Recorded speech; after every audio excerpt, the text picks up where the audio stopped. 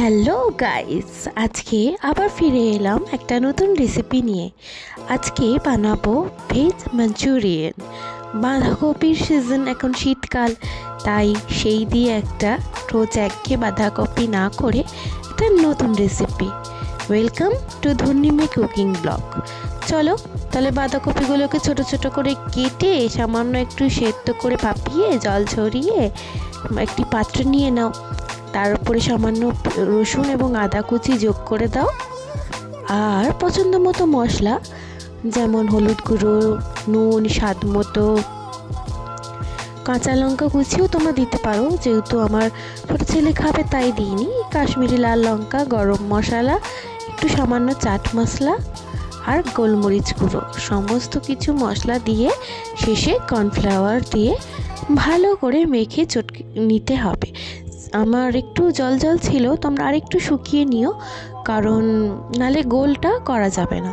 এবার একটি কড়া ঝটপট গরম করে নাও, তাতে একটু সাদা তেল দিয়ে এবার তেলটা গরম হলেই গোল গোল হাতের শেপ করে এপিট ওপিট করে বড়া করে ভেজে নাও।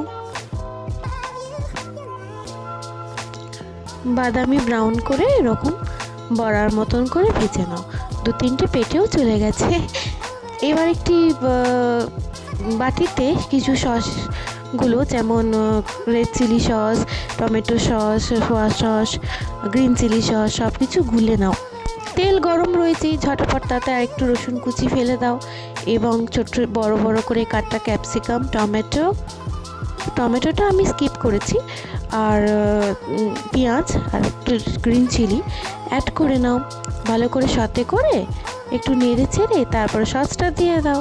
সামান্য কর্নফ্লাওয়ার জল গুলে দিয়ে ভালো করে ফুটিয়ে নাও, গ্রেভিটা তৈরি করে নাও। ভালো করে ফুটতে শুরু করলেই ব্যাস, আবার কি, ভেজে রাখা বড়াগুলো মানে ভেজ মাঞ্চুরিয়ানগুলো দিয়ে এদিক ওদিক করে নেড়ে একদম রেসিপি সুন্দর বাঁধাকপি একঘেয়ে খাবার খেতে হবে না। এবার তোমরা লুচি, পরোটা, রুটি, রুমালি রুটি, আমি রাইস বানিয়েছিলাম, রাইস সহযোগে তোমরা গরম গরম ডিনারে সার্ভ করো। বাচ্চা থেকে বয়স্ক সবারই এক ঝটকায় পছন্দ হয়ে যাবে আজকের ভেজ মাঞ্চুরিয়ান। বাড়িতে ট্রাই করে আমাকে জানিও অবশ্যই কেমন হয়েছে। আমাদের বাড়ির সবার খুব ভালো লেগেছে। তাহলে শুরু করে নাও বাড়িতে এরকম করে একটি নতুন dinner recipe. Thank you for watching.